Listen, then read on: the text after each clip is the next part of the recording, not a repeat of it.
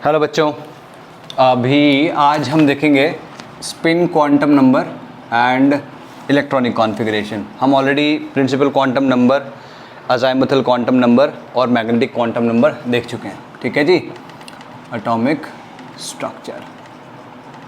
ठीक, तो मैंने तुम्हें बताया था कि सेट ऑफ 4 क्वांटम नंबर्स होता है जो कि किसी भी ऑर्बिटल या उसमें रखे हुए इलेक्ट्रॉन को यूनिकली डिफाइन करने के लिए, यूँ समझ लो इलेक्ट्रॉन को यूनिकली डिफाइन करने के काम आएगा। ठीक, अच्छा जी, तो fourth one in that category was spin quantum number. ठीक है, इसको हम रिप्रेजेंट करते हैं एस से, स्मॉल एस से। ठीक है, तो ठीक, इसका एक ही नाम है, इसका और कोई नाम नहीं है, सिर्फ स्पिन क्वांटम नंबर है। हालांकि किसी बुक में तुम ये देखोगे, इस तरीके से लिखा हुआ देखोगे MS। ठीक है, क्लियर होगी बात? तो ये भी ओके है, मैं ऐसे ही लिखता हूँ, मैं इसी के बारे में बता रहा हूँ। ठीक है, इसकी 2 वैल्यूज़ होती हैं, एक होती है +½ और एक होती है -½ पहली चीज़ जानने वाली ये है कि S जो है +½ -½ ठीक, ये 2 वैल्यूज़ आर्बिट्रेरीली चोजन है। ऐसा कुछ नहीं है कि ये कहीं से सॉल्व करके आई थी। ठीक है, we could have chosen it to be +1 +2 -1 anything, हम इसको कुछ भी चूज़ कर सकते थे।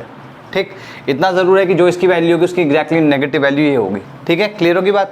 जैसे हम चार्ज को बताते हैं कि भाई चार्ज पॉजिटिव होता है नेगेटिव होता है ना, तो पॉजिटिव नेगेटिव का कोई सिग्निफिकेंस नहीं है, इट्स जस्ट दैट कि उनका नेचर ऑपोजिट है। तो यहाँ पर भी जो भी स्पिन स्टेट होगी उनका नेचर ऑपोजिट होगा, इतना बताता है। ठीक है, तो इसमें बात करेंगे। सबसे पहली चीज़ लिखो, टॉक्स अबाउट, ये tells about the opposite nature of spin states। ठीक है, क्लियर होगी बात? ठीक, अच्छा, मैं बोल चुका हूँ कि दोनों की दोनों वैल्यूज़ कुछ भी हो सकती थी, +1 -1 भी हो सकती थी, +2 -2 भी हो सकती थी। दूसरी चीज़ ये है कि जब हमने N, L, M और S लिखा, तो मैंने तुम्हें बताया था कल जब मैंने क्वांटम मैकेनिकल मॉडल की जो इक्वेशन थी उसके सोल्यूशन के बारे में बताया था, तो उसमें N और L और M जो थे ये सॉल्व करने से आते हैं, ये हम आर्बिट्रेरीली चूज़ करते हैं। तो क्लियर होगी ये बात? ठीक है, now let's talk about tells about, अच्छा क्या बता रहा था मैं? हाँ, टेल्स अबाउट हाँ, ये जो स्पिन मैंने यहाँ लिखा है ये क्या होता है? पहली चीज़ तो ये है कि इसको हम डिफाइन नहीं कर सकते। ठीक, ये क्वेश्चन JEE में भी आया हुआ है, कई बार बच्चों ने मुझसे पूछा है, तुम्हारी NCERT में भी है। ठीक है, तो इसको लिखो स्पिन क्वांटम नंबर, ऐसे लिखो, स्पिन क्वांटम नंबर रिप्रेजेंट्स, ये tell about the spin state. तो ये कौन से स्पिन स्टेट्स हैं? ठीक है, उसमें लिखो spin quantum number represents 2 quantum spin states, 2 quantum mechanical spin states. ठीक है, represent 2 quantum mechanical spin states which have no analog in the classical mechanics। मतलब क्लासिकल सेंस में इसका कोई एनालॉग नहीं है, ये क्वांटम मैकेनिकल स्पिन स्टेट्स है। मतलब मैं इसको समझा नहीं पाऊंगा फिजिकली, लेकिन फिर भी समझाना तो है। तो मैं क्या करता हूँ, मैं इन दोनों को समझाने के लिए मैं क्या करता हूँ, इसको बताता हूँ कि ये जैसे इलेक्ट्रॉन है ना, यहाँ पे जो इलेक्ट्रॉन है जैसे, तो ये अगर क्लॉकवाइज घूम रहा है और ये अगर एंटी क्लॉकवाइज घूम रहा है, तो आर्बिट्रेरीली एक को मैंने क्या कह दिया कि एक क्लॉकवाइज घूम रहा है, क्लॉकवाइज घूमना मतलब ये होता है। ठीक है, और एक एंटी क्लॉकवाइज घूम रहा है अपने एक्सिस के अबाउट, अराउंड द न्यूक्लियस नहीं, अपने, जैसे अर्थ क्या करती है, अर्थ रोटेट करती है, क्या कहते हैं, it revolves around the sun and it rotates on its own axis. ठीक है ना, अपने एक्सिस पे रोटेट करती रहती है, जिसकी वजह से दिन और रात होती है। तो सेम वे इलेक्ट्रॉन भी अपने एक्सिस पे रोटेट, मैं समझाने के लिए बोल रहा हूँ। अगेन, जो मैं बोल रहा हूँ क्लासिकल मैकेनिक्स के टर्म्स में, वो एक्चुअल स्टेट नहीं है, but just to make you understand that this one, एक उनमें से क्लॉकवाइज होगा और एक उनमें से एंटी क्लॉकवाइज होगा। क्लियर होगी बात? ठीक है, दूसरी चीज़ ये है कि ये जो मान लो ये क्लॉकवाइज है, मान लो ये क्लॉकवाइज है, ठीक है, और ये एंटी क्लॉकवाइज है, ठीक है। तो इसका क्लॉकवाइज का मतलब प्लस हाफ नहीं है, यहाँ पे भी मैं लाइक ऐसे समझो, प्लस हाफ है अगर और माइनस हाफ है, और मैंने यहाँ क्लॉकवाइज लिख दिया, ऐसा अगर मान लो क्वेश्चन आ जाता है, और एंटी क्लॉकवाइज, ठीक है जी।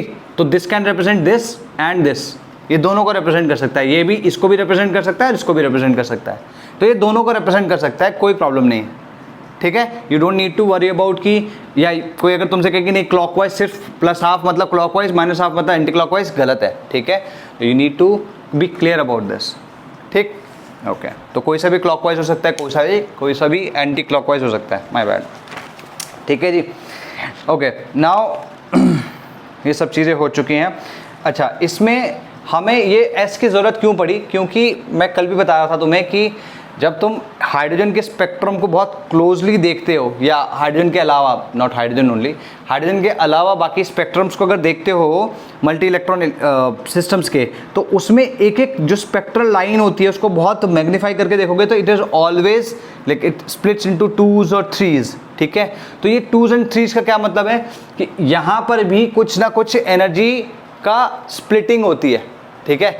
एक स्पिन की एनर्जी स्टेट डिफरेंट होगी, एक स्पिन स्टेट की एनर्जी डिफरेंट होगी, ठीक है। तो इस वजह से भी हमें चौथे क्वांटम नंबर की जरूरत पड़ती है। भाई तीन तो हमने बता दिया ऑर्बिटल तक, अभी ऑर्बिटल के अंदर जो इलेक्ट्रॉन्स हैं, ठीक है, उनको किस तरीके से पहचान जाए, तो दोनों की हल्की हल्की जो एनर्जी स्टेट्स होती हैं वो स्लाइटली डिफरेंट होती हैं, स्लाइटली, वेरी स्लाइटली डिफरेंट। तो उसमें लिखो द थ्री क्वांटम नंबर्स जो NLM थे, the three quantum numbers are not enough to explain the line spectra, not enough to explain the line spectra observed in the case of multi-electron atoms, observed in the case of multi-electron atoms, ठीक है जी। This suggests the presence of few more energy levels. This suggests the presence of few more energy levels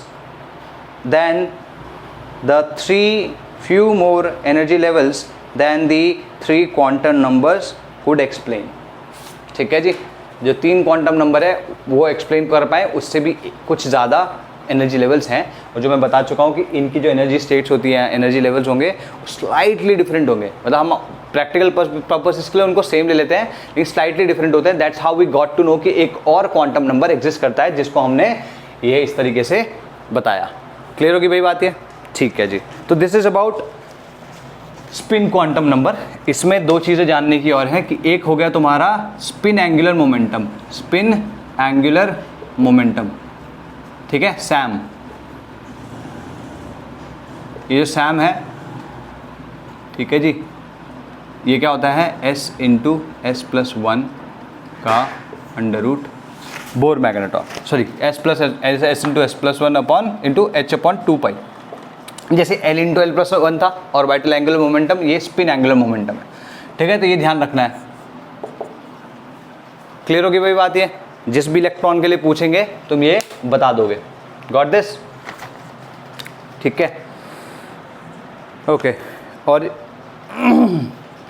S can be plus half और minus half, ठीक है। Clear होगी भाई बात ये, ठीक। नाउ लास्ट चीज़ है that is your magnetic moment.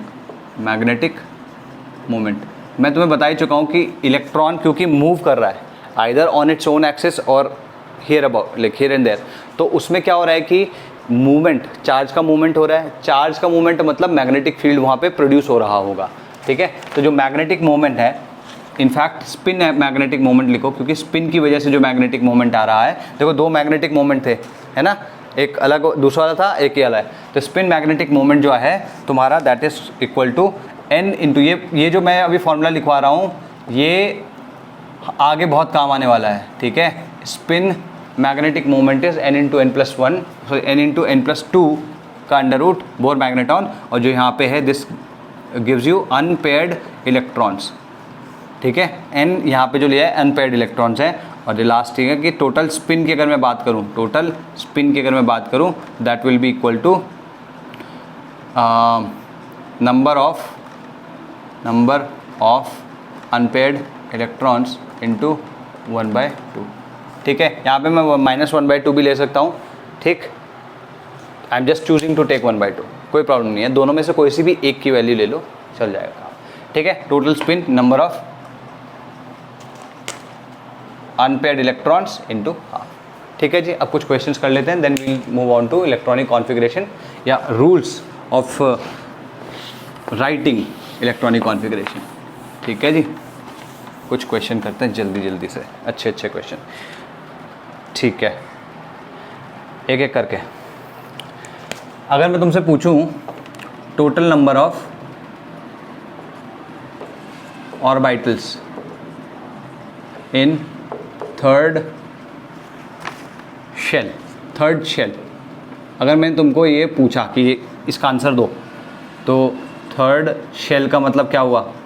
Third shell का मतलब हुआ n इक्वल्स टू 3, सबसे पहली चीज़ ये हो गया, ठीक है। Third shell means n equals to 3, n equals to 3 का मतलब क्या, n इक्वल्स टू 3 का मतलब है कि l की 3 वैल्यूज़ हो गई, 0, 1 और 2, ठीक है। तो अच्छा 0 मतलब m की कितनी वैल्यूज़ हो गई, 0, l का 1 मतलब m की वैल्यूज़ हो गई -1, 0, 1, 2 का मतलब हुआ -2, -1, 0, 1, 2, क्लियर हो गई ये बात, हाँ है ना, ठीक है। तो अगर तुम ध्यान से देखो तो यहाँ पे एक वैल्यू, यहाँ पे 3 है और यहाँ पे 5 है, 5, 3, 8 और 9,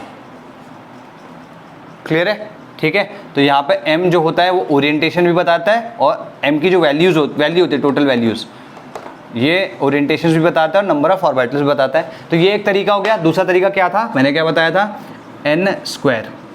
अगर नंबर ऑफ ऑर्बिटल्स की बात करोगे किसी शेल में तो that is equal to n², 3 का स्क्वायर लोगे तो क्या आएगा, 9, ठीक है। तो okay, now let's talk about, ये बोल रहा है कि कौन से set of quantum number possible नहीं है,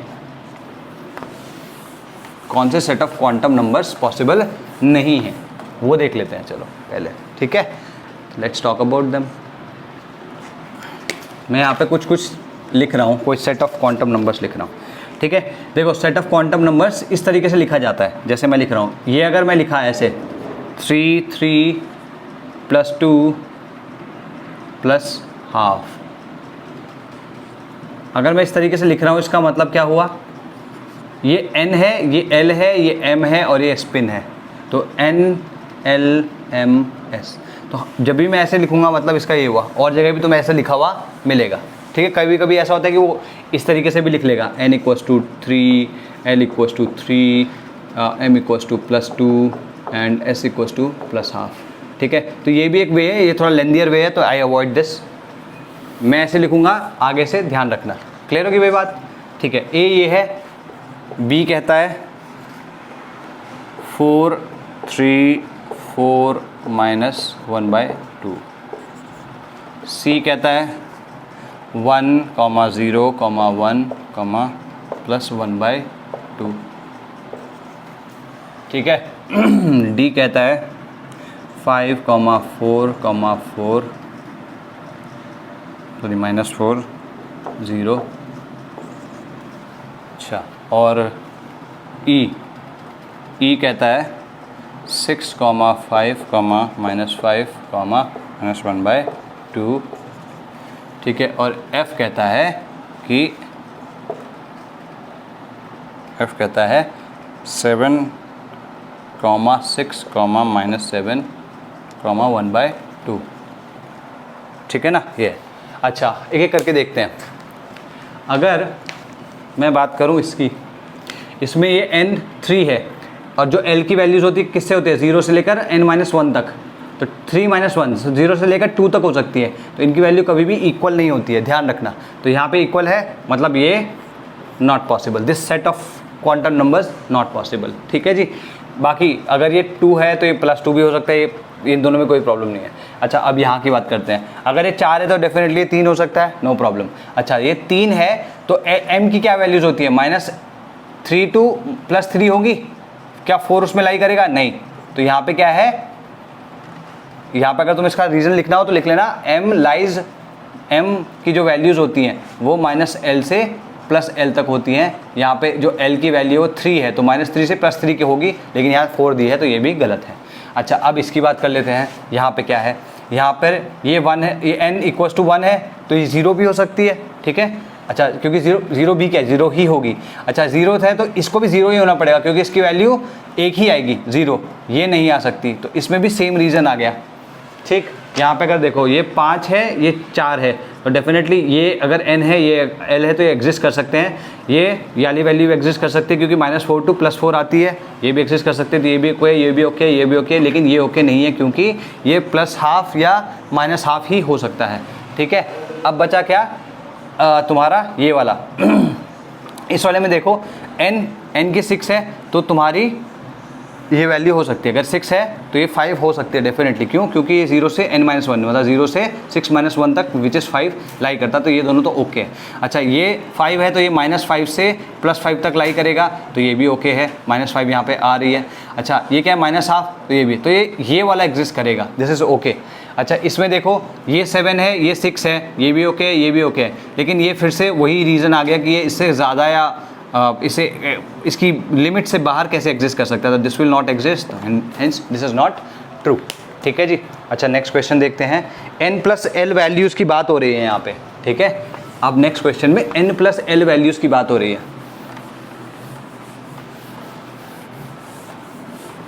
ठीक है। अगर मैं तुम्हें लेट्स से मैं तुम्हें देता हूँ 1s 2s 3p 5d 6f 7s, ठीक है। इनमें से मैं कोई सा भी तुमको दे दूँ, गॉट दिस।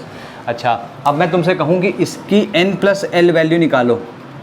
n+l वैल्यू मैं तुम्हें बता चुका हूँ, ये क्या रिप्रेजेंट करता है n, और ये क्या रिप्रेजेंट करता है तुम्हारा सब शेल। सो सब शेल किसी नंबर के करस्पॉन्डिंग होता है, तो s के करस्पॉन्डिंग l की वैल्यू 0 होती है। ये l बेसिकली कहें तो ये l रिप्रेजेंट करता है। s के लिए करस्पॉन्डिंग l की वैल्यू 0, p के लिए 1 होती है, d के लिए 2 होती है, f के लिए 3 होती है, ध्यान रखना। अब देखो n+l क्या होगा इसमें, 1 + 0 = 1। यहाँ पे क्या होगा 2 + 0 = 2। यहाँ क्या है 3 + अच्छा, p के लिए l की वैल्यू क्या होती है 1 = 4। यहाँ 5 + यहाँ ये 2 = 7। यहाँ क्या होगा 6 + ये कितना हो जाएगा 3 का मतलब हो गया 9, 6 + 3 9, और ये हो गया 7 + 0 7, ठीक है। क्लियर हो गया, क्लियर एनफ, ठीक है जी।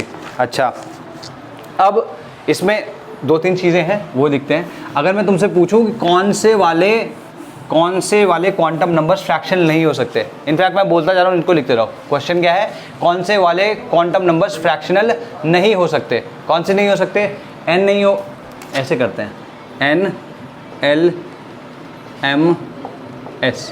पहला क्वेश्चन है कौन से वाले फ्रैक्शनल नहीं हो सकते, ठीक है। जो हो सकता है वो पता है तुमको कि ये होता है, नहीं हो सकते मतलब ये है। तो फर्स्ट वाले का आंसर है कि NLM है जो कि फ्रैक्शनल नहीं हो सकते।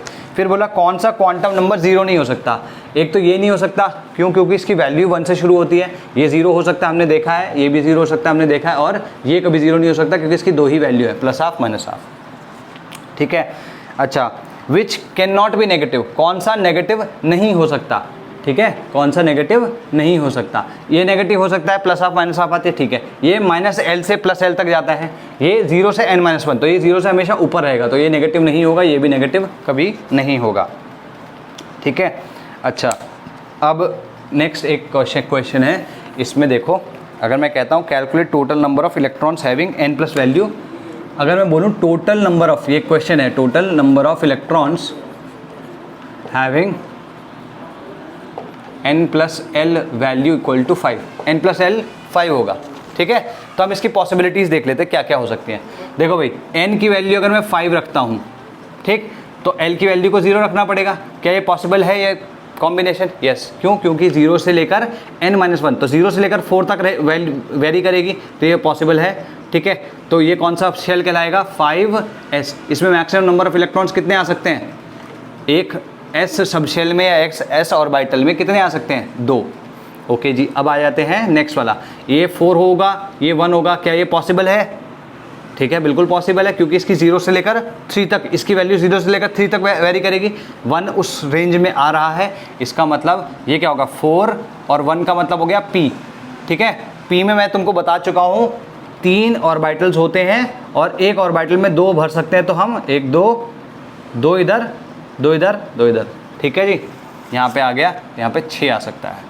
ठीक, अच्छा अब हम बात करेंगे फ्लेक्स की। 3 + 2 ये एक पॉसिबिलिटी है। क्या ये पॉसिबल है? ये 3 है और ये 2 है, तो इसके लिए क्या आएगा? 0 1 और 2 आएंगी ना इसकी वैल्यूज़, तो 2 ये भी विद इन रेंज है, तो इसका मतलब ये एग्जिस्ट कर सकता है। 3D आ जाएगा ये, 3D। ठीक है, D में क्या होता है? 5 होते हैं, 5 ऑर्बिटल, तो 2 इसमें 2 इसमें, तो टोटल मिला के 10 आ गए। अगर मैं इनको ऐड करूँ तो 18 आ गया। That is the answer. ठीक है, अगर n+l वैल्यू 5 है तो total number of electrons having this value 18। ठीक है जी, now let's talk about electronic configuration. अब इलेक्ट्रॉनिक कॉन्फ़िगरेशन की बात करते हैं। भाई देखो, इलेक्ट्रॉनिक कॉन्फ़िगरेशन तो तुम्हें आता ही है, तुम लिखते भी आ रहे हो, 7वीं 8वीं 9वीं 10वीं इन सब में लिखते ही आए हो, है ना। तुमको अगर मैं कहता था कि, या तुम्हारे टीचर्स कहते थे कि भाई अगर सोडियम का लिखना है तो तुम कैसे लिखते थे? K में 2 भरते थे, ठीक है, L में 8 भरते थे, याद आ रहा है कुछ? ऐसा ही तो होता था भाई। ये तुम्हारा न्यूक्लियस हो गया और ये तुम्हारा केस शेल हो गया, ये L और ये M और ये N, इस तरीके से होता था ना। कि K में 2 भरते थे मैक्सिमम, L में 8, M 18, है ना, इस तरीके से भरते थे। तो अगर मैं बोलता तुम्हें Na का, तो Na का क्या होता था? K 2 L 8 M 1, ऐसे तो भरते थे ना, इस तरीके से कुछ लिखते थे। ठीक है, तो यहाँ पे क्या था? तुम्हारे पास शेल्स थे, है ना, सिर्फ शेल्स थे। उन्हीं शेल्स में आपको भरना होता था, है ना। उसके अलावा और कहीं एग्जिस्ट नहीं करता था इलेक्ट्रॉन। भाई इलेक्ट्रॉन इसमें एग्जिस्ट करेगा या इसमें एग्जिस्ट करेगा, इसके बीच में कहीं कहीं एग्जिस्ट करने का उसका मतलब ही नहीं बनता। तो जितने इसमें आ सकते उतने भर दिए, उसके बाद इसमें भरो, फिर जितने इसमें आ सकते फाइनली उतने भरे, फिर उसके बाद इस पर आ जाओ, है ना, इस तरीके से होता था। तो यहाँ पर एनर्जी लेवल्स जो थे वो लाइक मेन एनर्जी लेवल्स थे। लेकिन अगर हम क्वांटम मैकेनिकल मॉडल की बात करें, ठीक है, क्वांटम मैकेनिकल मॉडल की बात करें, एक सेकंड, पहले इलेक्ट्रॉनिक कॉन्फ़िगरेशन हेडिंग डाल लो। इलेक्ट्रॉनिक कॉन्फ़िग, ठीक है। इसमें पहला पार्ट जो है वो है रूल्स, या यूँ कह लो इसका rules for writing electronic configuration, ठीक है, इलेक्ट्रॉनिक कॉन्फ़िगरेशन, ठीक है। तो ये तुम्हें क्लियर हो गया कि ये कैसे भरा जाता है। लेकिन क्वांटम मैकेनिकल मॉडल में अब एक ही प्रिंसिपल एनर्जी शेल नहीं होता या प्रिंसिपल एनर्जी लेवल ही नहीं होता, उसमें और एनर्जी लेवल्स भी होते हैं, है ना, ये पता है कि नहीं? उसमें और एनर्जी लेवल्स भी होते हैं, ठीक है। वो कौन कौन से होंगे? तुम्हारे एनर्जी लेवल्स जो शेल्स होते हैं वो एनर्जी लेवल्स होते हैं, और उनके सब एनर्जी लेवल्स जिनको हम सब शेल कहते हैं, ठीक है। तो एनर्जी लेवल्स क्या क्या हुए? N और L। याद आया मैंने क्या कहा था कि N और L जो होते हैं ये दोनों मिलके तुम्हारे एनर्जी बताते हैं, किसी भी बताते हैं, ठीक है, बताते हैं ऑर्बिटल की, किसी भी ऑर्बिटल की एनर्जी बताते हैं। ये बात हुई थी कि नहीं हुई थी? या किसी भी सब शेल की समझ लो अभी के लिए, किसी भी सब शेल की एनर्जी ये दोनों के दोनों बताएंगे, ठीक है। अच्छा, अगर मैं बोलूँ कि ऑर्बिटल की एनर्जी, तो ये डिपेंड करेगा कि वो किस शेल या किस सब शेल में है, ठीक। ये चीज़ मैं तुम्हें कल भी बता चुका हूँ, डिजेनरेट नाम से मैंने बताया था कि कि अगर किसी भी सबशेल के अंदर के ऑर्बिटल्स की बात करोगे तो उन सारे ऑर्बिटल्स की एनर्जी सेम होती है। जैसे अगर मैं 2p की बात करता हूं, 2p में 3 ऑर्बिटल्स हैं, 2p सबशेल में 3 ऑर्बिटल्स हैं, उन तीनों ऑर्बिटल्स की एनर्जी सेम होगी, है ना। तो ऑर्बिटल्स के केस में क्या है, same energy, same orbitals of same subshell, orbitals of same sub shell has same energy, ठीक है नहीं। तो ये ध्यान रखना है, एनर्जी अगर किसी भी सब शेल की बात की जाएगी तो वो एन और एल के द्वारा ही डिफाइन की जाएगी, ठीक है। तो गॉट इट। अच्छा, अब अगर हमें इसका कॉन्फ़िगरेशन लिखना है तो कॉन्फ़िगरेशन हम यूजुअली लिखते हैं इस तरीके, देखो एन और एल की बात हो रही है, एन और एल को डिफाइन करता है। जैसे अगर मैं 1s लिखता हूँ तो ये एन और एल की दोनों की वैल्यू बता रहा है अपने आप से, ठीक है। अगर मैं 2s लिखता हूँ तो ये अपने आप से एन और एल की वैल्यू बता रहा है। अगर मैं 2p लिखता हूँ तो ये भी अपने आप से एन और एल की वैल्यू बता रहा है। तो इसमें जब भी हम इलेक्ट्रॉन भरते हैं तो हम कैसे भरते हैं कि भाई एस सबशेल है, उसमें एक ही ऑर्बिटल होता है, तो हम इसमें एट मैक्स 2 इलेक्ट्रॉन भर सकते हैं। तो मान लो हमारे पास 2 इलेक्ट्रॉन है तो हम यहाँ पे भर देंगे, बाकी वालों में कुछ नहीं होएगा, ठीक है। तो ये भरने का जो तरीका है उसमें अगर तुम ध्यान से देखो तो हम इस तरीके से भर रहे होते हैं इसको। एक जेनेरिक टर्म जो होता है ये होता है, एन बताता है तुम्हारा प्रिंसिपल क्वांटम नंबर, ये जो एल जो है ये सबशेल बता रहा होता है, ठीक है, सबशेल बता रहा होता है, या अज़ाइमुथल क्वांटम नंबर बता रहा होता है। और ये कौन सा क्या बता रहा होता है, number of electrons in the subshell, ठीक है। तो क्या बताया मैंने कि भैया क्वांटम मैकेनिकल मॉडल में एन और एल पे डिपेंड कर रही होती है वैल्यू, है ना, एनर्जी की, ठीक। ये कैसे करेगी अभी मैं बताऊंगा। और ये बता रहा हूँ कि ऑर्बिटल्स में एक ही सबशेल के ऑर्बिटल होंगे तो उनकी एनर्जी हमेशा इक्वल होगी, अगर डिफरेंट सबशेल्स के होंगे तो अलग होगी। क्लियर। अच्छा, इलेक्ट्रॉनिक कॉन्फ़िगरेशन इस फॉर्म में हम लिखते हैं, इतना ध्यान रखना है, ठीक है। Are we clear about this, ठीक है जी। तो इसका जो पहला रूल है दैट इज कॉल्ड, अच्छा ओके, एक चीज़ और रह गई यार,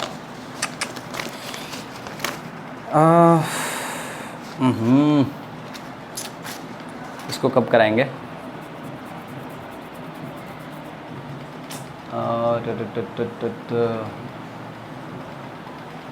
आई don't want to do it as a part of this,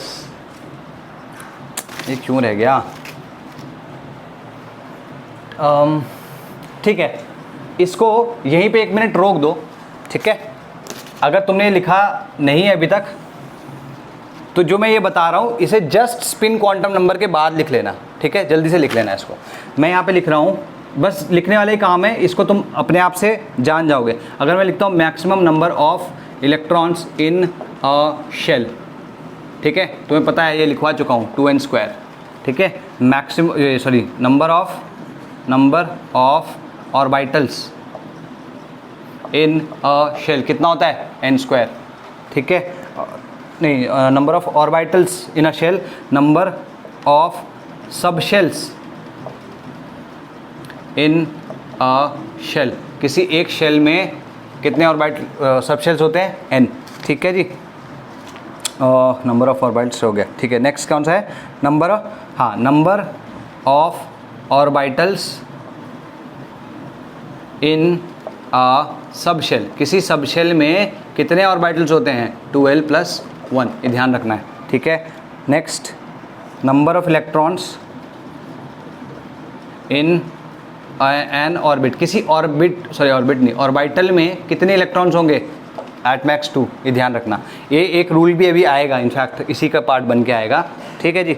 अच्छा, और नेक्स्ट इज, अगर मैं पूछूं number of electrons in any orbit in terms of L के टर्म्स में, ठीक है। तो देखो भाई, किसी भी ऑर्बिटल में, नहीं किसी भी सबशेल में टोटल नंबर ऑफ ऑर्बिटल्स कितने होते हैं, 2l+1, ठीक है। किसी भी सबशेल की बात कर रहा हूँ, क्लियर होगी बात। अच्छा, उस सब शेल में इलेक्ट्रॉन्स, नंबर ऑफ इलेक्ट्रॉन्स कितने हो गए फिर 2 इंटू नंबर ऑफ ऑर्बिटल्स, इतना क्लियर है? ठीक है। अच्छा, किसी भी शेल के अंदर नंबर ऑफ सब शेल्स कैसे आते हैं? नंबर ऑफ सब शेल्स होते हैं L इक्वल्स टू 1 से लेकर n-1 तक। तो अगर तुम इसकी वैल्यू कैलकुलेट करोगे, 2 है भाई, हाँ ये 2 है, ये Z नहीं है, ये 2 है, ठीक है। और ये L की वैल्यू 1 से लेकर n-1 तक वेरी कर रही है, ठीक है। अगर तुम इसको कैलकुलेट कर लोगे तो तुम्हें हमेशा नंबर ऑफ इलेक्ट्रॉन किसी भी ऑर्बिट या किसी भी शेल में, ऑर्बिट का मतलब यहाँ पे ऑर्बिट का मतलब शेल है। अगर मैं ऑर्बिट यूज़ कर रहा हूँ या कहीं पे वर्ड यूज़ हुआ है बुक में, क्वेश्चन में ऑर्बिट यूज़ हुआ है इन क्वांटम मैकेनिकल मॉडल, तो क्वांटम मैकेनिकल मॉडल में ऑर्बिट का मतलब शेल होगा। क्लियर होगी बात? क्योंकि ऑर्बिट डिफाइंड नहीं होता, but we still use it. Got it? तो let's do a question on this, quick and fast. ठीक है, फर्स्ट इज नंबर ऑफ, या ऐसा करते हैं, इससे कर लेते हैं, number of electrons in p sub shell, नहीं sorry p shell, not p sub shell, p shell, ठीक है। Second one is number of electrons in p sub shell, ठीक है जी। फिर third is number of electrons in p orbital, ठीक है। और फिर है fourth number of sub shells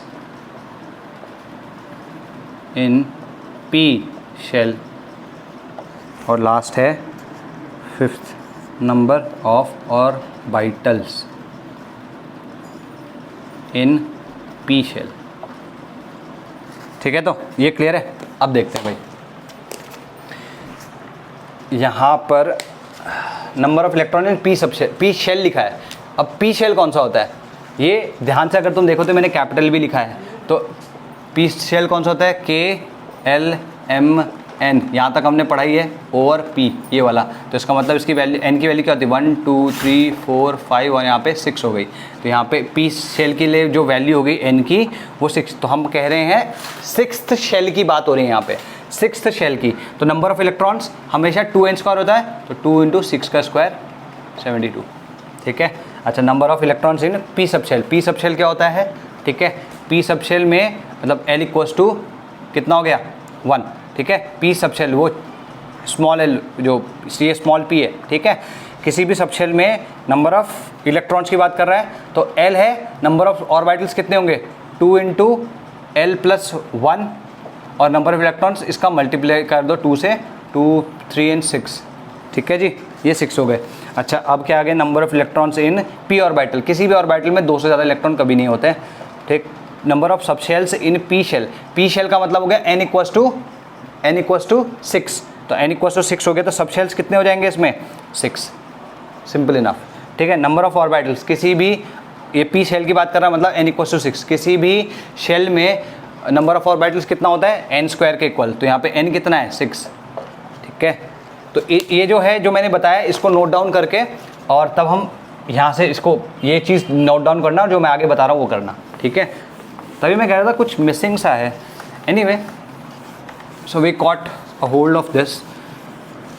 अब बात करते हैं कि इनको रूल्स फॉर राइटिंग, ये बेसिक तो समझ में आ गया तुम्हें कि किस तरीके से लिखना है और किन चीज़ों पे क्या चीज़, मतलब क्या किन चीज़ों पे एनर्जी डिपेंड कर रही है, ये छोटी मोटी चीज़ें हैं। अब what you need to do is, you need to first look at the aufbau principle, ठीक है।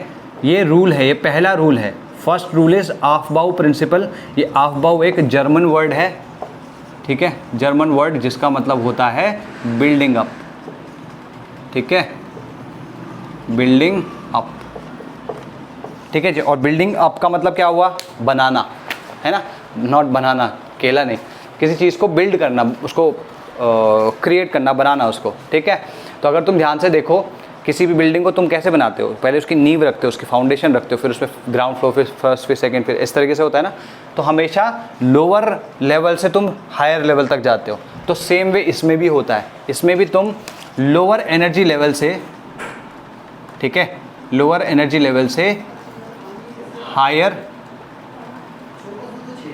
एनर्जी लेवल, ठीक है, लोअर एनर्जी लेवल से हायर एनर्जी लेवल तक जाएगा।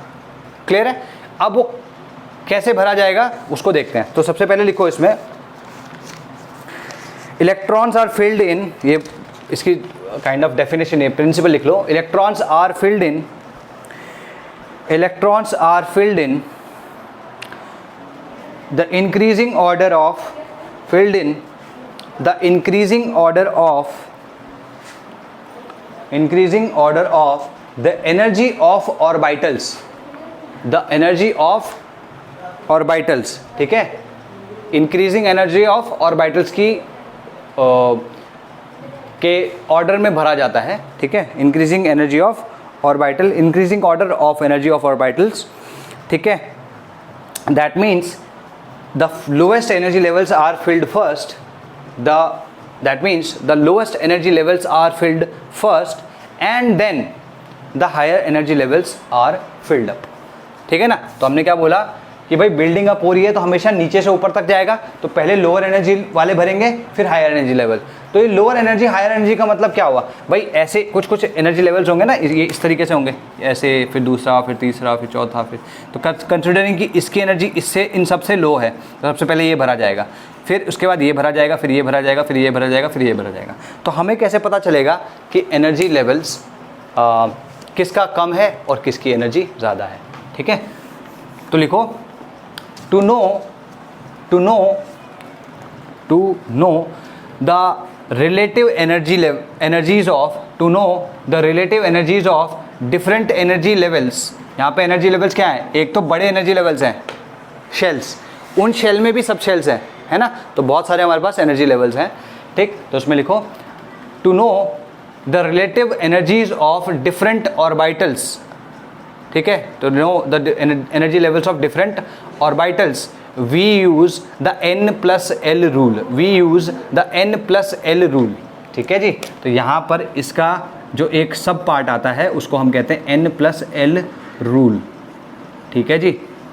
तो तुम देख चुके हो कि n+l रूल, देखो ये जो n और l है, मैंने क्या कहा था कि ये दोनों एनर्जी बताते हैं और उन दोनों को ही यूज़ कर रहे हैं हम to decide the relative energies of the orbitals, है ना, ठीक है।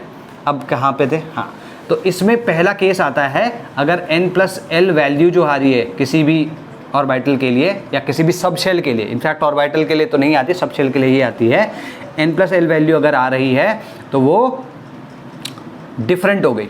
अगर वो दोनों डिफरेंट हुई तब क्या होगा, अगर डिफरेंट हुई तो उसमें लिखो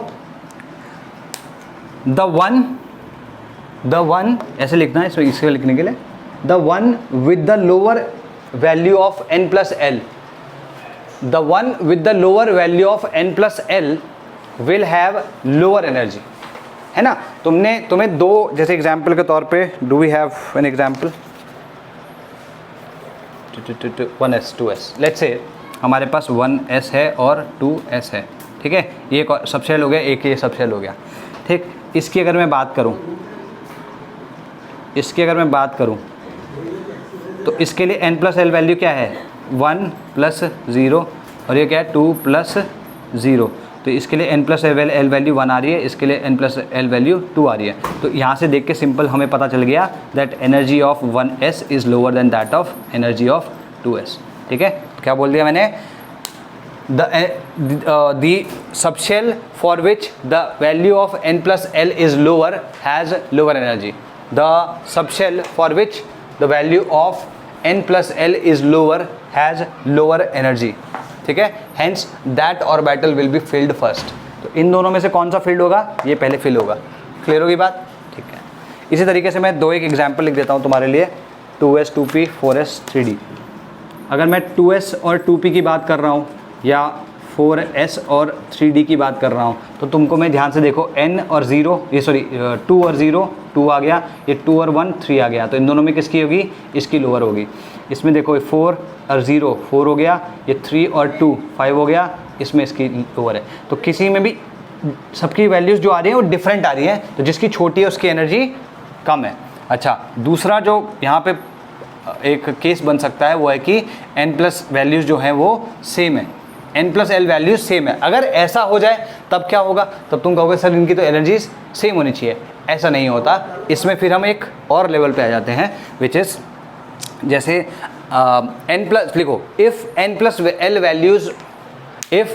L values of two orbitals, if n plus l values of two orbitals are same, if n plus l values of two orbitals are same, the one having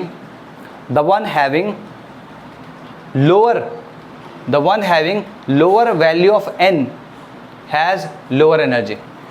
अगर दो की n plus l value same आ जाती है, उनमें उन दोनों orbitals में या उन दोनों सबशेल्स में हम उनके n की वैल्यू को कंपेयर करेंगे, जिसकी लोअर होगी वो कम एनर्जी वाला होगा और वो पहले भरा जाएगा। ठीक है, the one with lower value of n will have lower energy and it will be filled up, it will be filled up first. जैसे एग्जाम्पल के तौर पे do we have, yes we have an example 2p and 3s, 2p and 3s। ठीक है, अगर मैं 2p and 3s की बात करूं तो इसमें n प्लस एल वैल्यू क्या आ रही है 3, इसमें भी 3 आ रही है, 3 प्लस 0 आएगी।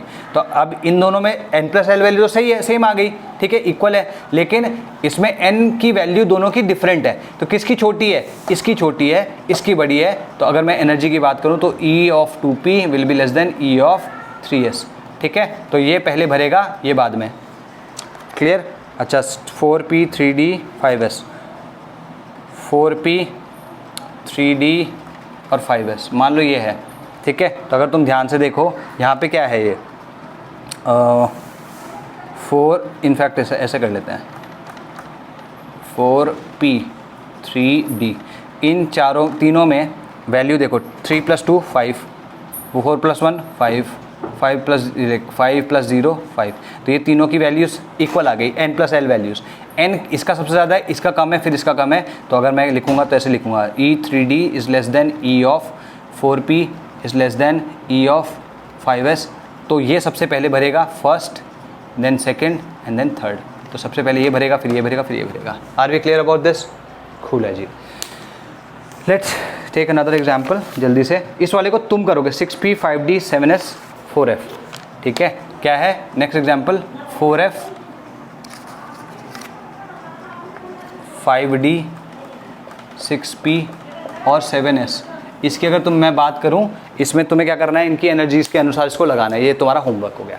ठीक है, ओके, इसको मैं मिटा रहा हूँ। ये तुम्हारा अबव प्रिंसिपल है। अब इसको समराइज कर देते हैं एक अच्छे तरीके से, ताकि तुम्हें एक तरीका मिल जाए इसको याद रख पाने का।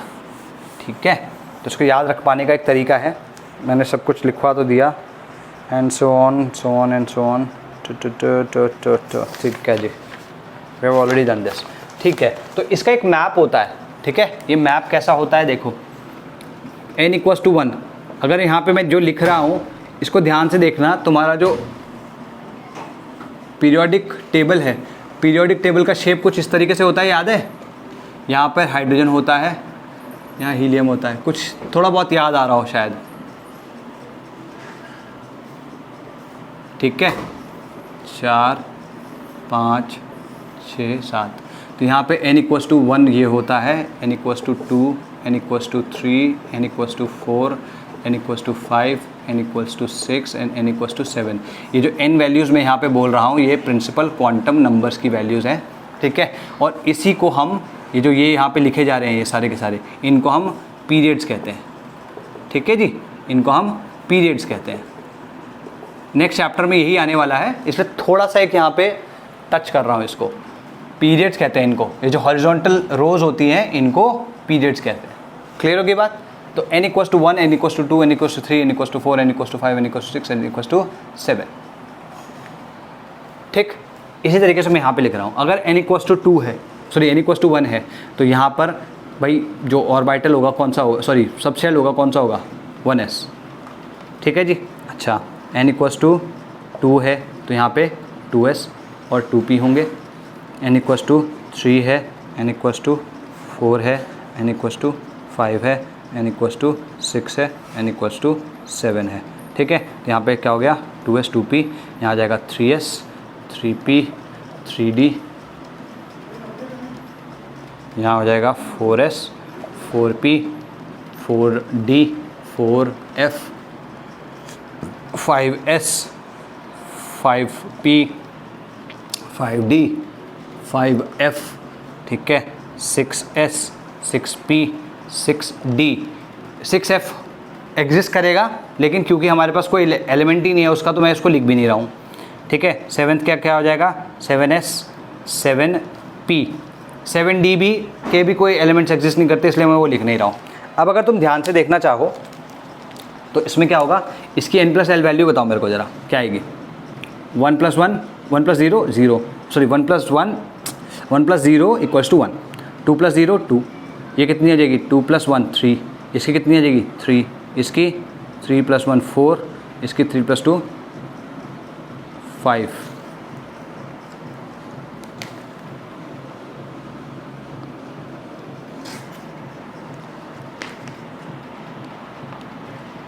अरे भाई ठीक है, ये क्या हो जाएगी, इसकी 4 आ जाएगी, इसकी 5 आ जाएगी, इसकी 6 आ जाएगी, इसकी 7 आ जाएगी, इसकी 5, इसकी 6, इसकी 7, इसकी 8, इसकी 6, इसकी 7, सॉरी नहीं, हाँ 7, इसकी 8, इसकी 7 और इसकी 8, ठीक है। तो ये आ गया है ना। तो इस तरीके से ये मैपिंग, ये शुरुआत के लिए है, यूजुअली याद रह जाती हैं तुमको चीज़ें, ठीक। तो अब हम क्या करेंगे, इसको भरने का तरीका मैंने क्या बताया था, सबसे पहले लोवेस्ट एनर्जी वाला भरेगा। इन सब में सबसे कम n+l वैल्यू किसकी है, इसकी है, सबसे पहले ये भरेगा, ठीक है, सबसे पहले ये भरेगा। तो मैं ऐसे करके उसे बता रहा हूँ कि सबसे पहले ये भरेगा, ठीक। अच्छा, उसके बाद किसकी है, किसके लिए n+l वैल्यू सेकंड है, 2 है, फिर 3 है, तो 2, 3, 4, 5, 6, 7, 8, ठीक है। क्लियर होगी बात। तो पहले ये वाले भरेंगे, फिर ये वाले भरेंगे, फिर ये वाले भरेंगे, फिर ये वाले भरेंगे, फिर ये वाले भरेंगे, फिर ये वाले भरेंगे, फिर ये वाले भरेंगे, फिर ये वाले भरेंगे। क्लियर है। तो n+l वैल्यू के हिसाब से ये इनका सीक्वेंस हो गया। लेकिन इसमें क्या है, n+l वैल्यू सेम भी तो है कहीं कहीं पे। यहाँ पे क्या होगा, यहाँ पे जो होगा उसको देखो। जब तुम ये भर चुके हो तो तुम ऐसे घूम घाम के इधर आओगे, तब तुम इसको भरोगे।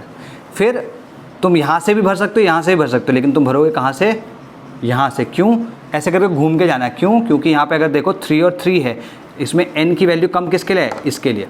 सेम वे अगर तुम देखोगे तो यहाँ पे तुम्हें भरना होगा ऐसे पीछे जाके। तो देखो इसमें सबकी 4 4 है, दोनों की 4 4 है, लेकिन n किसका छोटा है, इसका। इस तरीके से इसको भी तुम ऐसे करके भरोगे, इसमें भी तुम ऐसे करके भरोगे, इसमें भी तुम ऐसे करके भरोगे, इसमें भी तुम ऐसे करके भरोगे। तो इसमें भी 5 देखो, 5 तो तीनों की है, लेकिन सबसे कम इसकी है, फिर इसकी है, फिर इसकी है। 6 तो तीनों की है, इसमें सबसे कम n इसका है, फिर इसका है, फिर इसका है। फिर यहाँ पे 7 7 7 7, यहाँ पे n सबसे कम इसका है, फिर इसका है, फिर इसका है, फिर इसका है, इस तरीके से। तो दिस इज़ योर मैप, ठीक है। तो ये इलेक्ट्रॉनिक कॉन्फ़िगरेशन लिखने का मैप हो गया, ठीक। अभी मैं तुम्हें एक सीक्वेंस दे रहा हूँ, इसी को सीक्वेंस में लिखना हो अगर तुम्हें, क्योंकि तुम हमेशा ये मैप नहीं बनाते, तुम लिखते किस तरीके से हो वो देखो। You right it like this. तुम्हें अगर लिखना होगा कॉन्फ़िगरेशन तो इस तरीके से लिखते हो। सबसे पहले लिखोगे 1s, ठीक है। इसकी जो भी, इसके ऊपर जो भी तुम्हें सब सुपरस्क्रिप्ट डालना हो, इसमें 2 इलेक्ट्रॉन है, 1 इलेक्ट्रॉन है, जो भी है। फिर 2s आएगा, फिर 3s, सॉरी 2s, 2p आएगा, ठीक है। फिर 3s आएगा, फिर 3p आएगा, ठीक है। 3s, 3p आएगा, फिर 4s आएगा, ये कॉमा भी नहीं लगता है इसमें, ठीक है। 4s आएगा, फिर 3d आएगा, फिर 5p आएगा, 5p कह रहा हूँ, सॉरी 4p आएगा, नॉट 5p, 4p आएगा, फिर 5s आएगा, फिर 4d आएगा, ठीक है। फिर 5p आएगा। इस तरीके से तुम लिखते चले जाओगे इसको, ठीक है। पूरे यहाँ तुम कहाँ तक भरोगे इसको, 7p तक, ठीक है। तुम 7p तक इसको कंप्लीट कर देना, कुछ नहीं करना। मैं भी ऐसे ही लिख रहा हूँ, 1s 2s, फिर 2p, फिर 3s, फिर 3p, फिर 4s, फिर 3d, फिर 4p, फिर 5s। मैं 5s तक 5p तक लिख चुका हूँ, इसके बाकी तुम लिख लेना, ठीक है। क्लियर होगी बात। तो ये तुम्हारा अफबाउ प्रिंसिपल हो गया, ठीक है जी। Now let's talk about others. अब यहाँ पर हमारे पास नेक्स्ट एक, do we have another thing something else, ये तो अच्छा तो लास्ट है ना, यप ठीक है। Now next principle is Pauli's exclusion principle, या पॉलीज एक्सक्लूजन प्रिंसिपल बाद में बताएं, नहीं पहले बताते हैं, ठीक है जी। पॉलीज एक्सक्लूजन प्रिंसिपल सबसे पहले ये लिखो, जो सेकंड नंबर पे लिखो, मैं सब मिटा रहा हूँ अब।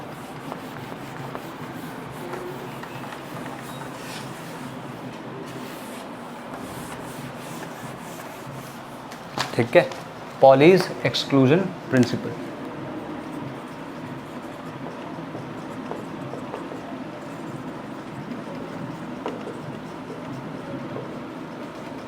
ठीक है, पॉलीज एक्सक्लूजन प्रिंसिपल क्या कहता है? कहता है इसके वो लिख लो, no two electrons in an atom can have the same set of 4 quantum numbers.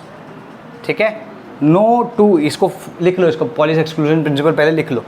No two electrons in an atom can have, no two electrons in an atom can have the same set of all the quantum numbers or of all the quantum numbers। ठीक है, और करके उसकी definition लिख लो, और करके definition लिख लो, और one can say that no two electrons can occupy, or one can say that no two electrons can occupy the same quantum state. ठीक है, ये चारों के चारों जो n, अरे यार ये चारों के चारों जो है n l m n, ये चारों के चारों जो हैं वो से ये सेट एक इलेक्ट्रॉन के लिए जो है वही दूसरे के लिए नहीं हो सकता। ठीक है, इसे इस तरीके से देखो कि किसी भी ऑर्बिटल को डिफाइन करने के लिए हमें ये 3 की ज़रूरत होती है। एक ऑर्बिटल यूनिकली इस तरीके से डिफाइन हो जाता है, ये मैं पहले भी बता चुका हूँ कि जो 3 वैल्यूज़ होती है n l m, ये ऑर्बिटल को डिफाइन करने के काम आती है। ठीक है, अब ऑर्बिटल तो आ गया, अब यूँ समझो इस कमरे में, ये बताया था ना, locality, house, room and then you, तो अब इस कमरे में कितने लोग रह सकते हैं? ठीक है, अगर तुम देखो तो ये 3 वैल्यूज़ तो सेम आ सकती हैं, लेकिन क्योंकि यहाँ पर अगर मैं कहूँ एक ही बंदा रह रहा है, फॉर एग्जांपल अगर मैं कहूँ एक ही बंदा रह रहा है, तो इसमें सिर्फ और सिर्फ एक ही वैल्यू आनी चाहिए। लेकिन अगर मान लो 2 बंदे रह रहे हो, मैं कहता हूँ कि 2 बंदे रह रहे हो, तो can they have the same value of the fourth orbital, fourth quantum number? No, fourth quantum number की वैल्यू हमेशा डिफरेंट आती है। एक की क्या आती है +½ और दूसरे की आती है -½ ठीक है ना। तो अगर इस ऑर्बिटल में 2 इलेक्ट्रॉन रह रहे हैं तो दोनों का स्पिन डिफरेंट होगा। ठीक है, तो 3 वैल्यूज़ तो सेम आ गई, ये तीनों तो सेम आ गई, लेकिन चौथी क्या हो जाएगी? दोनों के लिए डिफरेंट हो जाएगी, एक के लिए +½ एक के लिए -½ ठीक है। तो अच्छा, क्या 2 से ज़्यादा इलेक्ट्रॉन आ सकते हैं? अगर 2 से ज़्यादा इलेक्ट्रॉन्स मैं डालूँ, मान लो मैं यहाँ पे 3 इलेक्ट्रॉन कर दूँ, तो n की तो 2 ही, ये n कह रहा हूँ, ये n लिख दिया मैंने, यहाँ पर s होगा, s की तो 2 ही वैल्यू आ सकती है ना, s की तो 2 ही वैल्यू आ सकती हैं। ये जो दोनों वैल्यूज़ हैं, ठीक, ये जो दोनों वैल्यूज़ हैं s की, इसके अलावा और कोई वैल्यू होती है s की? नहीं, तो या तो +½ होगी या -½ होगी, तो तीसरे की क्या होगी? तो तीसरे के लिए कोई वैल्यू डिफाइंड ही नहीं है, तो third electron will not exist in the orbital. समझ में आया? दोबारा बोल रहा हूँ, n l m s करके 4 का तुमने एक सेट लिख लिया। अगर तुम देखो तो कोई भी ऑर्बिटल को डिफाइन करने के लिए तुम्हारे पास ये तीनों होते हैं, ये तीनों तुम किसी एक ऑर्बिटल के लिए अगर डिफाइन कर दो, अब ये तुम्हारा कमरा आ गया, अब इस कमरे में कितने लोगों को डाल सकते हैं? अगर मैं 1 को डालता हूँ तो हमेशा यूनिक रहेगी ये वैल्यू, लेकिन अगर मैं 2 को डालता हूँ, ठीक है, 2 को डालता हूँ तो क्या होगा? दोनों में n l m के लिए तो वैल्यू सेम रहेगी, लेकिन s की वैल्यू डिफरेंट हो सकती है। क्लियर होगी बात? s की वैल्यू डिफरेंट हो सकती है, एक की 1/2 +½ होगी, एक की -½ होगी। ठीक, तो ये सेट भी यूनिक होगा, दूसरा सेट भी यूनिक होगा। अच्छा, ये 2 इलेक्ट्रॉन्स है, क्या इसमें मैं 3 इलेक्ट्रॉन डाल सकता हूँ? तो हमने देखा कि 2 इलेक्ट्रॉन के लिए तो वैल्यूज ऑफ एस डिफाइंड है, लेकिन तीसरे इलेक्ट्रॉन के लिए नहीं है। ठीक है, तीसरी वैल्यू ऑफ एस डिफाइंड नहीं है, तो हम ये कह सकते हैं कि इसमें 2 इलेक्ट्रॉन से ज़्यादा नहीं बच सकते। तो इसमें लिखो पहले, according to Pauli's exclusion principle, according to Pauli's exclusion principle, we cannot have more than 2 electrons in any orbital. We cannot have more than 2 electrons in any orbital. ठीक है, गॉट इट। तो ये तीनों सेम हो सकते हैं, लेकिन ये चारों सेम कभी नहीं होंगे। ठीक है, ये भी लिख लो, these 3 कैन बी सेम, लेकिन ये चारों नेवर सेम। एग्जाम्पल देखते हैं इसका। जैसे अगर मैं 1s की बात कर रहा हूँ, ठीक है, 1s पे 2 इलेक्ट्रॉन्स एट मैक्स आ सकते हैं किसी भी ऑर्बिटल। अगर मैं 1s में 2 इलेक्ट्रॉन्स की बात कर रहा हूँ, तो 1s में चलो पहले ऐसे करते हैं, फर्स्ट इलेक्ट्रॉन की बात करते हैं और सेकेंड इलेक्ट्रॉन की बात करते हैं। ठीक है, इसमें अगर तुम देखो तो 1s का मतलब क्या हुआ, n = 1 हो गया। अच्छा, s का मतलब l = 0 हो गया। अगर l = 0 है तो m भी 0 ही होगा। अच्छा, इसमें अभी आगे की वैल्यू नहीं लिख रहा हूँ, ये इलेक्ट्रॉन भी, सेकंड इलेक्ट्रॉन भी इसी में रहता है, तो क्या होगा 1 0 0, ये वैल्यूज़ भी सेम आ जाएंगी। अब जो लास्ट वैल्यू है which is the spin quantum number, वो इसके लिए लेट्स से +½ है और इसके लिए लेट्स से -½ है। ये -½ या +½ कोई भी हो सकता था, ये -½ हो सकता था, ये +½ हो सकता था, उल्टा भी है। ठीक है, तो तुम देखो क्या ये सेट और ये सेट सेम है? नहीं, ये सेट और ये सेट डिफरेंट है। हालांकि इसमें ये 3 वैल्यूज़ फिर भी सेम है, लेकिन चारों की चारों वैल्यूज सेम किसी भी इलेक्ट्रॉन के लिए कभी भी नहीं होंगी। ठीक, गॉट दिस? ओके, तो ऐसा करते हैं, कुछ की हम वैल्यूज़ लिखते हैं, कुछ की वैल्यूज़ लिखते हैं। Let's talk about electronic configurations. ठीक, तो एक एक करके देखते हैं भाई। हमारे पास सबसे पहले क्या है, हाइड्रोजन। ठीक है, अगर मैं हाइड्रोजन की बात करूं तो सर इसका Z कितना हुआ, Z = 1। इसका इलेक्ट्रॉनिक कॉन्फ़िगरेशन कैसे लिखोगे, 1s1, एक ही इलेक्ट्रॉन तो किस में भरा जाएगा, इसी में। और मैंने बताया था किस तरीके से भरते हैं, नंबर ऑफ इलेक्ट्रॉन को यहाँ सुपरस्क्रिप्ट में दिखाते हैं। ठीक, 1s1। अगर मैं इसको डब्बे में रखूँ, मैंने ये बताया था कि ऐसे डब्बे से हम इसको रिप्रेजेंट करते हैं, तो हम इस इलेक्ट्रॉन को इस तरीके से दिखा सकते हैं। देखो, स्पिन की जब मैंने बात करी थी, शायद मैं बताना भूल गया। देखो, अगर +½ लिख रहा हूँ मैं और -½ लिख रहा हूँ, तो मेरे पास इनको हर बार +½ -½ लिखने की सहूलियत नहीं होती। What I do is I represent them as this और दिस। तो इसको मैं यूजली अप स्पिन बोल देता हूँ और इसको यूजली डाउन स्पिन बोल देता हूँ। ठीक है, ये अप स्पिन हो गया, डाउन स्पिन हो गया। हालांकि ये भी मेरा ही कन्वेंशन या जिसने भी बनाया उसका कन्वेंशन है, कोई ट्रूथ नहीं है इसमें कि ये अप स्पिन ही है। मैं इसको भी अप स्पिन बोल सकता हूँ, इसको भी डाउन स्पिन बोल सकता हूँ, गॉट इट। लेकिन क्योंकि ये डाउन दिखा रहे हैं तो इसको डाउन स्पिन बोल रहा हूँ, ये अप दिखा रहे हैं तो इसको अप स्पिन बोल रहा हूँ। ये हाफ वैल्यू इसको भी रिप्रेजेंट कर सकती है या इसको। अगर इसने इसको रिप्रेजेंट किया तो ये वाली वैल्यू इसको रिप्रेजेंट करेगी। ठीक, और अगर इस वैल्यू ने इसको रिप्रेजेंट किया तो ये वैल्यू इसको रिप्रेजेंट करेगी। ठीक है, तो दोनों में से एक वैल्यू एक पर्टिकुलर स्पिन को रिप्रेजेंट करेगी, इतना क्लियर है। ठीक है, तो मैंने चूज़ कर लिया कि भाई मैं भर ऐसे रहा हूँ, अगर मैं इसको इस तरीके से भी भर दूँ तो भी कोई प्रॉब्लम नहीं है। ठीक है, लेकिन बाय कन्वेंशन मैं इसको चूज़ इस तरीके से करता हूँ कि ये तुम्हारा इस तरीके से भर दिया। अब जब मैंने ये भर दिया, ठीक है, इसमें अगर मैं सेट ऑफ क्वांटम नंबर्स की बात करूं, 1, n = 1 हो गया, s का मतलब l = 0, l = 0 का मतलब m = 0। अच्छा, इसमें मैं +½ -½ में से कोई सा भी डाल सकता हूं, तो ठीक है, मैं +½ डाल रहा हूं। ठीक है, मैं +½ डाल रहा हूं, है ना, be positive in life, got this? Okay, अगर मैं पूछूं इसमें नंबर ऑफ अनपेयर्ड इलेक्ट्रॉन्स कितने हैं, इसमें कोई पेयरिंग नहीं हुई अभी तक। ठीक है, तो यहाँ पे कितना हो गया, 1। अच्छा, स्पिन याद है मैंने बताया था, स्पिन जो टोटल स्पिन होता है कितना होता है, अनपेयर्ड इलेक्ट्रॉन इंटू हाफ, कितना हो गया, 1 × ½ ½ ठीक है।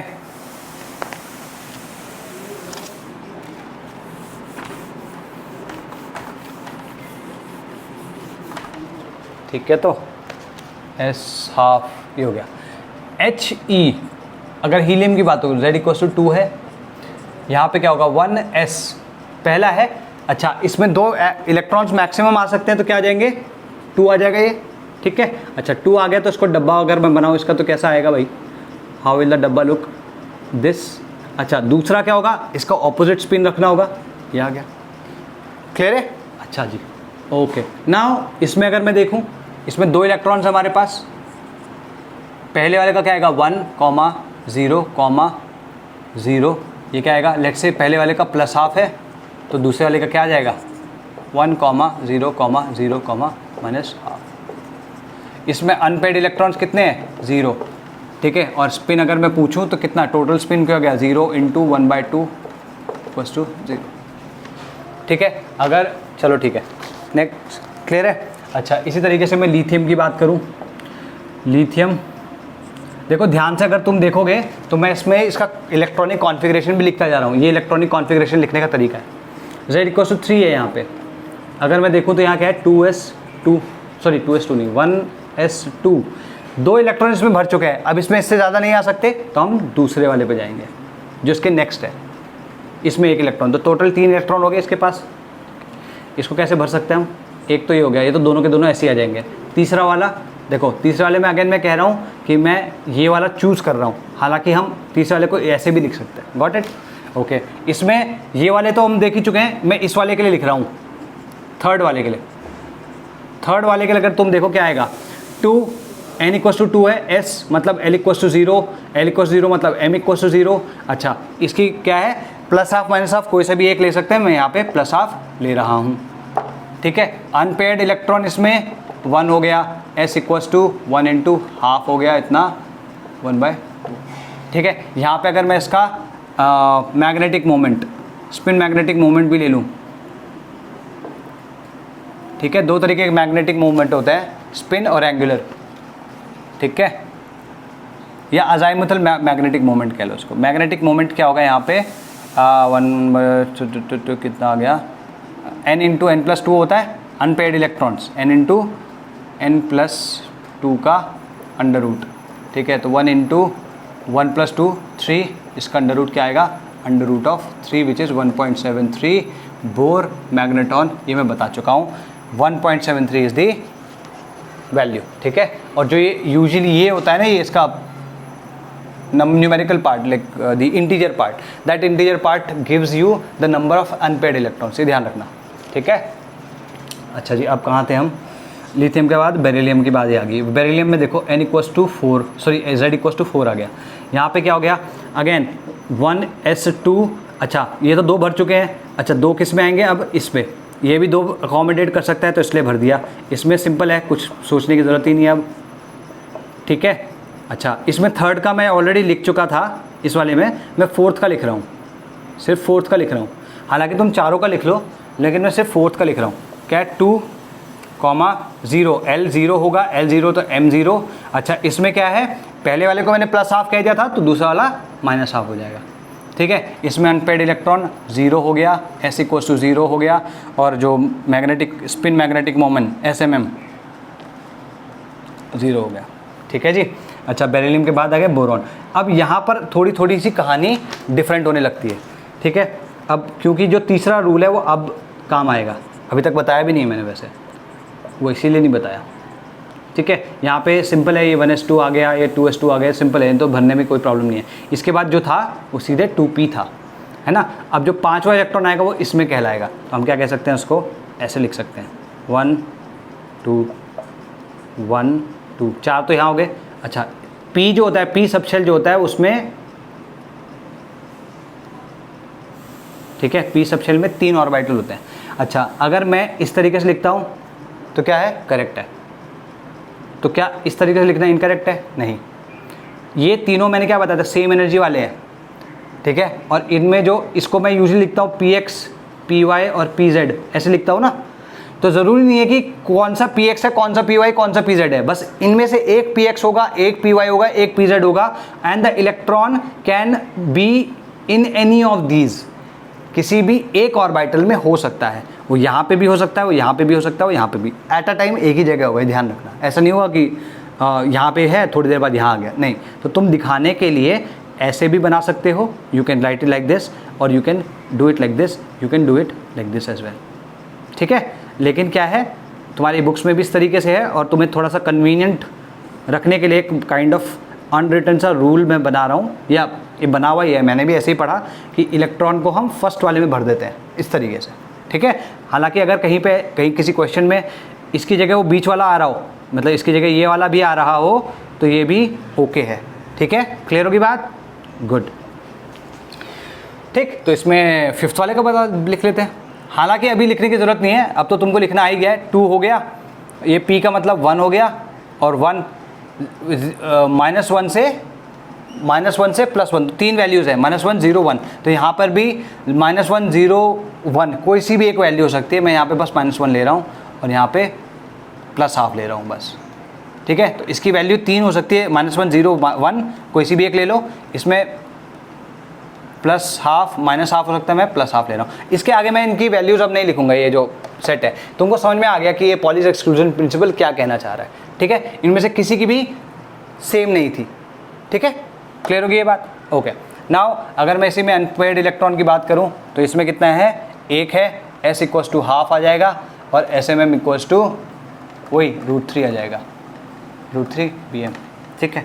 इसी तरीके से अब मैं कार्बन, यहाँ पर हमारा तीसरा रूल काम आएगा। अगर मैं z = 6 बोल रहा हूँ तो यहाँ पे क्या आएगा, 1s2 2s2 2p2। तो ऐसे भरने में तो सिंपल है, हाँ ये ऐसा हो गया भाई, ये 2 इलेक्ट्रॉन तो इसमें आने थे, आ गए। अब यहाँ पर अगर मैं इसको लिखना चाहूँ तो मैं कैसे लिखूँगा? अब मेरे पास एक डिलेमा है। क्या डिलेमा है? एक तो मैं यहाँ भर चुका हूँ, अब जो दूसरा आएगा वो यहाँ जाएगा या यहाँ जाएगा। क्लियर है? मतलब नेक्स्ट वाले ऑर्बिटल में भरा जाएगा या पेयरिंग करेगा, ठीक है। तो यहाँ पर हुंड्स का रूल आया था, लिखो इसको, Hund's rule of maximum multiplicity, ठीक है। इसके नीचे लिख लेना उसको, Hund's rule of maximum multiplicity, उसमें लिखो, ठीक है। उसमें लिखो पेयरिंग ऑफ इलेक्ट्रॉन्स, पेयरिंग है ना, पेयरिंग ऑफ इलेक्ट्रॉन तब तक नहीं होगी जब तक सारे के सारे एम्प्टी शेल्स हाफ फिल्ड ना हो जाए, ठीक है। पहले यहाँ भरेगा, फिर यहाँ भरेगा, और तब जाके जब जितने भर सकते थे सब भर गए एक ही सब शेल के, तब वो नेक्स्ट पे, तब पेयरिंग शुरू हो जाएगी, ठीक है। तो लिखो इसमें, pairing of electron will not take place, pairing of electron will not take place in any subshell, unless each and every orbital is half filled, ठीक है। each and every orbital contains single electron। ये half field समझ में नहीं आता कभी कभी बच्चों को, तो लिखो each and every orbital contains single electron, ठीक है, with same spin। देखो अब अगर मैं इसको भरूंगा तो मैं इसे ऐसे भरूंगा, मैं इसको पेयर नहीं करूंगा। सबसे पहली चीज़ है कि पेयर नहीं होगा। अब ये इलेक्ट्रॉन यहाँ पर भी आ सकता है और यहाँ पर भी आ सकता है, ठीक है, क्योंकि ये दोनों इक्वलेंट है, किसी में भी भर सकते हो, इसमें भी भर सकते हो, इसमें भी भर सकते हो, ठीक है, कोई प्रॉब्लम नहीं। तो मैं कन्वेंशन ऐसी just for the sake of convenience में ऐसे भर रहा हूँ, ठीक है, पहली चीज़ ये। दूसरा, क्या स्पिन इस तरीके से भर सकते हैं? नहीं, ऑपोजिट स्पिन ने, अगर मैंने इसे ऐसा भरा है तो नेक्स्ट वाला भी ऐसा ही भरा जाएगा, ठीक है, इसके नेक्स्ट वाला भी ऐसे ही भरा जाएगा। अगर मान लो शुरुआत में मैंने ऐसे भर दिया होता इस तरीके से, तो ये भी इस तरीके से भरा जाता। Got this? तो मैं तो ये कह रहा हूँ कि पॉसिबिलिटीज़ हैं ये, है ना, लेकिन हम भरते इस तरीके से ही हैं, ठीक है। सेकंड वाला यहाँ पे भर रहा हूँ, यहाँ पे भी भरा जा सकता है, मैं कन्वीनियंस के लिए ऐसे भर रहा हूँ, ठीक है। यहाँ पे अनपेयर्ड कितने हो गए? 2s कितना हो गया? 1, 2 × 1 2 × ½ 1 हो गया, और SMM कितना हो गया? SMM = 2 × 2 + 2 4, ये आ गया 2√2 बोर मैग्नेटॉन, ठीक है, √8 बोल सकते हो उसको। Got it? अच्छा, अब अगर मैं नाइट्रोजन की बात करूं, नाइट्रोजन में है z = 7 ठीक है, मैं बाकी और कुछ नहीं लिखूंगा, अब सिंपल ये लिखते हैं 1s2 2s2 2p2 sorry 2p3 हो गया। अब यहाँ पे हमको पता ही है कि भाई हुंस रूल जो है वो फॉलो हो रहा है, ठीक है, तो ये इस तरीके से भरता चला जाएगा, ठीक है, क्लियर होगी बात। तो हुंस रूल की एक और खासियत है, तुम देखोगे कि इसमें इसका स्पिन बढ़ गया है, अगर पेयर हो गया होता तो स्पिन 0 हो गया होता और ये स्पिन मैग्नेटिक मोमेंट भी 0 हो गया होता, ठीक है। इसमें भी देखो तो अगर तुम इसको पेयर करके फिर यहाँ भरते तो सिर्फ s equal to n paired equal to 1 होता, s इक्वल टू हाफ आता और ये और भी कम होता, ठीक है। तो तुम हुंस रूल की एक और काइंड ऑफ डेफिनेशन लिख सकते हो, एक और तरीका है उसे लिखने का, ठीक है। The most stable arrangement of electrons in a sub shell, the most stable configuration of electrons, the most stable arrangement, not configuration, the most stable arrangement of electrons in a subshell is the one with the greatest number of spins, उसका spin सबसे ज़्यादा होना चाहिए। तो अगर तुम इसमें देखो और इससे जो दूसरा प्रपोज था पेयर्ड वाला दोनों में इसका स्पिन ज़्यादा है, हमने इसको चूज़ किया। इसी तरीके से इसमें और इसके जो और ऑल्टरनेटिव्स हो सकते हैं उनमें इसका स्पिन सबसे ज़्यादा है, हमने इसको इसलिए चूज़ किया। वो इसलिए भी समझो कि अगर तुम इनको अलग अलग ऑर्बिटल्स में भर दोगे तो इनके बीच में, इलेक्ट्रॉन्स के बीच में रिपल्शन कम होगा, रिपल्शन कम होगा तो एनर्जी कम रहेगी, और एनर्जी कम रहेगी तो स्टेबिलिटी ज़्यादा रहेगी। ये ध्यान रखना, एनर्जी कम स्टेबिलिटी ज़्यादा एंड वाइस वर्सा। ये फिज़िक्स केमिस्ट्री हर जगह ट्रू है, ये थंब रूल है, एनर्जी ज़्यादा स्टेबिलिटी कम, एनर्जी कम स्टेबिलिटी ज़्यादा। क्लियर, ठीक है, ये आ गया, गॉट इट, ठीक है। इसके बाद बस हमें और कुछ नहीं करना, हमें ये 2 चीज़ें लिखनी हैं। बोर के बाद अच्छा एन हो गया, एन अब मैं ऊपर वाले मिटा देता हूँ भाई। कितना टाइम हो गया, आई थिंक 1.5 घंटा होने वाला होगा, 1 घंटा 11 मिनट हो गए। अब 2-3 और बचे हैं बस। ऑक्सीजन, ठीक है, ऑक्सीजन, फ्लोरीन, ठीक है, ऑक्सीजन, फ्लोरीन और नियॉन, ये सब कब करना है मेरे को, ठीक है। तो कुछ नहीं है, सिंपल इसमें से इनको लिखते चले जाओ। क्या है भाई, ये 1s2 1s2 2s2 2p4 1s2 2s2 2p5 1s2 2s2 2p6, ठीक है। इसको अगर तुम देखो तो ये कैसे आएगा, 1 2 3 4, अब 1 2 3 तो भर चुके, अब अगले वाले में जाएगा नहीं, पेयरिंग यहाँ से शुरू हो जाएगी, ठीक है। 1 2 3 4 1 2 3 4 5, मैं ऐसे भरा 1 2 3 4 5 ऐसे करके भर सकते हो तुम। और इस वाले में क्या है, सारे के सारे भरे हुए हैं। इसमें 6 आ सकते थे ना मैक्सिमम, तो 6 आ गए, तो ये सारे के सारे भर गए हैं हम, ठीक है। तो क्लियर होगी बात। इसमें अगर तुम देखो अनपेड कितने हैं, अनपेड, अच्छा इस वाले में मैंने लिखा नहीं, जो नाइट्रोजन वाला था उसमें अनपेड 3 थे, S इक्वल्स टू कितना हो जाएगा 3/2, और SMM जो आना था, SMM वॉज 3 × 5, 3 × 3 + 2, ठीक है, 3 × 5 मतलब √15 बोर मैग्नेटॉन, ठीक है। यहाँ पे 2 आ जाएगा, यहाँ पे अनपेड 1 आ जाएगा, यहाँ पे अनपेड 0 आ जाएगा।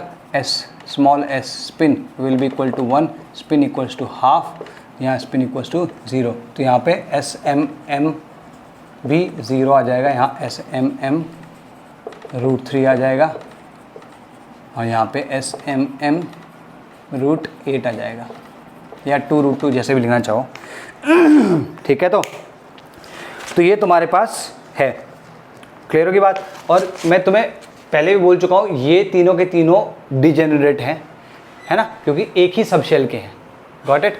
तो इसलिए इलेक्ट्रॉन नेक्स्ट वाले में जैसे आ रहा है ना, ऐसा नहीं हो रहा है कि इसके बाद सीधे नेक्स्ट वाले में भाग जा रहा है, पहले इनमें भर रहा है, क्योंकि सेम एनर्जी लेवल वाले हैं। ठीक है, तो यहाँ तक तुम्हारा ये 3 रूल्स हो गए, ये हो गया। अब इलेक्ट्रॉनिक कॉन्फ़िगरेशन ऑलरेडी हम 10 का लिख चुके हैं, तुम्हारे लिए काम ये है कि तुम 11 से लेकर 30 तक का लिखो। ठीक है, और 24th और 29th विच इज़ क्रोमियम और कॉपर, उसके लिए थोड़ी सी जगह छोड़ देना। ठीक है, थोड़ी जगह मतलब जहाँ पे लिखोगे, जिस लाइन में लिखोगे उसके नीचे 2 लाइन छोड़ देना, 24th के नीचे और 29th के नीचे भी 2 लाइन छोड़ देना। ठीक है, तो बिकॉज ऑल दी ठीक, चलो भाई, बाय बाय, टेक केयर।